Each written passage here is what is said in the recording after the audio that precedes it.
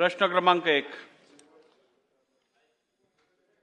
प्रश्न क्रमांक 30,979. अध्यक्ष महोदय, वितरित केल्याप्रमाणे. अध्यक्ष महोदय,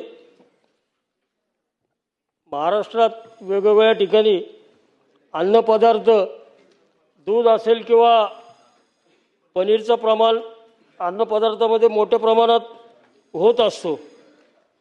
परंतु या ठिकाणी दुधापासून पनीर असो किंवा सगळ्या अन्नपदार्थांमध्ये मोठ्या प्रमाणात केमिकलच्या ह्याच्यात भेसळीचं प्रमाण मोठ्या प्रमाणात आहे.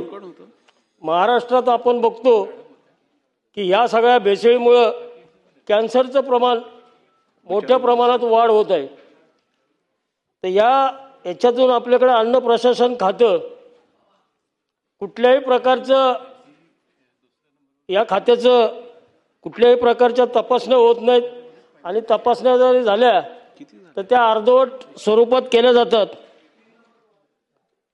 सणासुदीच्या काळात या ठिकाणी खावा मावा याच्यावर दाढी टाकल्या जातात, पकडलं जातं.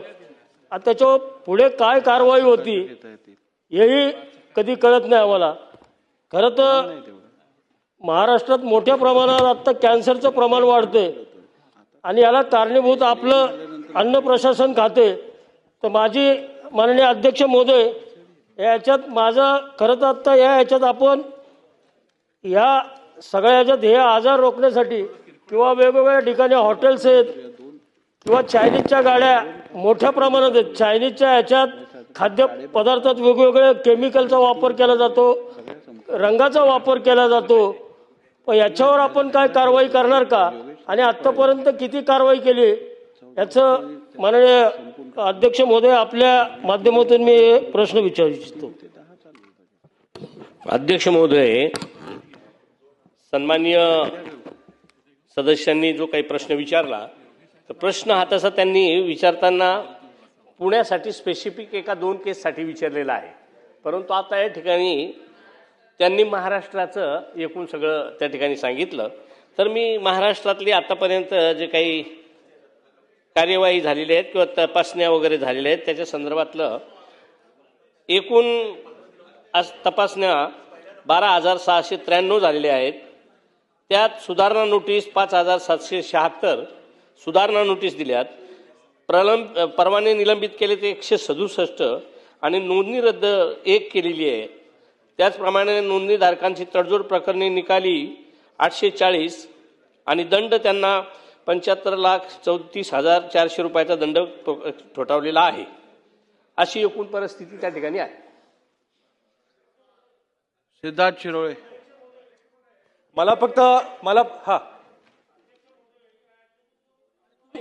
याच्यात पनीर सारखे पदार्थ दररोज आपल्या अन्न ह्याच्यात खाद्यपदार्थांमध्ये पनीरचा वापर आपल्या प्रत्येक याच्यात होत असतो. पनीर आणि दूध याच्यात मोठ्या प्रमाणात भेसळ होती. ह्याच्याबद्दल आपण काय कारवाई केली का आणि ह्याच्यापासून जो कॅन्सरचा आजार वाढतोय तर या संदर्भात खरं तर या खात्याने कारवाई केली पाहिजे. आपण जो प्रश्न विचारला त्या प्रश्नाचं उत्तर आपण मंत्री महोदयांकडनं अपेक्षित नाही असं ते आपण खरं तर जी कारवाई करतो आपण गेल्या अनेक वर्षात काय कारवाई केली त्या सणासुदीच्या काळात फक्त त्या खावा मावा याच्यावर कारवाई केली जाते आणि ते अर्धवट कारवाई होते. खरं तर या ठिकाणी कॅन्सर सारखा आजार बळावतोय. कॅन्सरचं प्रमाण अध्यक्ष महोदय, पनीरच्या संदर्भात परवा जे काही शिंदे साहेबांनी कलरच्या संदर्भातली जी प्रश्न अर्धा तास चर्चा केली होती आणि त्याच्यातून मग भेसळ, दुधातली भेसळ, मग ते पनीर असेल, खवा मावा सगळं काही जे असेल त्या संदर्भातली उद्याच काही आपल्या इथले सभागृहाचे काही सिनियर मुनगंटीवार साहेब असतील, रावल साहेब असतील, शिंदे साहेब असतील, पाचपुते साहेब असतील यांची एक उद्या बैठक त्या ठिकाणी लावलेली आहे. निश्चित ह्या भेसळीवर कुठंतरी बंधन आलं पाहिजे त्या दृष्टीने उद्या ती बैठक आहे. पाहिजे तर मी कांबळे साहेबांना त्या ठिकाणी बोलवतो. आपण त्या ठिकाणी त्याचा निश्चित निर्णय करू. प्रश्न क्रमांक 1. प्रश्न क्रमांक 30,979. अध्यक्ष महोदय, वितरित केल्याप्रमाणे. अध्यक्ष महोदय, महाराष्ट्रात वेगवेगळ्या ठिकाणी अन्नपदार्थ, दूध असेल किंवा पनीरचं प्रमाण अन्नपदार्थामध्ये मोठ्या प्रमाणात होत असतो, परंतु या ठिकाणी दुधापासून पनीर असो किंवा सगळ्या अन्नपदार्थांमध्ये मोठ्या प्रमाणात केमिकलच्या ह्याच्यात भेसळीचं प्रमाण मोठ्या प्रमाणात आहे. महाराष्ट्रात आपण बघतो की या सगळ्या भेसळीमुळं कॅन्सरचं प्रमाण मोठ्या प्रमाणात वाढ होत आहे. तर याच्यातून आपल्याकडे अन्न प्रशासन खातं कुठल्याही प्रकारचं या खात्याचं कुठल्याही प्रकारच्या तपासण्या होत नाहीत आणि तपासण्या जरी झाल्या तर त्या अर्धवट स्वरूपात केल्या जातात. सणासुदीच्या काळात या ठिकाणी खावा मावा याच्यावर दाढी टाकल्या जातात, पकडलं जातं. आता त्याच्यावर पुढे काय कारवाई होती हेही कधी कळत नाही आम्हाला. खरं तर महाराष्ट्रात मोठ्या प्रमाणात आत्ता कॅन्सरचं प्रमाण वाढतंय आणि याला कारणीभूत आपलं अन्न प्रशासन खाते. तर माझी माननीय अध्यक्ष महोदय, याच्यात माझं खरं तर आत्ता याच्यात आपण या सगळ्या याच्यात हे आजार रोखण्यासाठी किंवा वेगवेगळ्या ठिकाणी हॉटेल्स आहेत किंवा चायनीजच्या गाड्या मोठ्या प्रमाणात आहेत. चायनीजच्या ह्याच्यात खाद्यपदार्थात वेगवेगळ्या केमिकलचा वापर केला जातो, रंगाचा वापर केला जातो.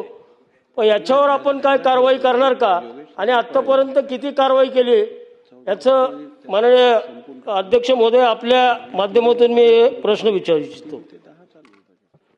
अध्यक्ष महोदय, सन्माननीय सदस्यांनी जो काही प्रश्न विचारला तर प्रश्न हा तसा त्यांनी विचारताना पुण्यासाठी स्पेसिफिक एका 2 केससाठी विचारलेला आहे, परंतु आता या ठिकाणी त्यांनी महाराष्ट्राचं एकूण सगळं त्या ठिकाणी सांगितलं. तर मी महाराष्ट्रातली आतापर्यंत जे काही कार्यवाही झालेली आहेत किंवा तपासण्या वगैरे झालेल्या आहेत त्याच्या संदर्भातलं एकूण आज तपासण्या 12,693 झालेल्या आहेत. त्यात सुधारणा नोटीस 5,776 सुधारणा नोटीस दिल्यात. परवाने निलंबित केले ते 167 आणि नोंदणी रद्द 1 केलेली आहे. त्याचप्रमाणे नोंदणीधारकांची तडजोड प्रकरणे निकाली 840 आणि दंड त्यांना 75,34,400 रुपयाचा दंड ठोठावलेला आहे. अशी एकूण परिस्थिती त्या ठिकाणी आहे. सिद्धार्थ शिरोळे.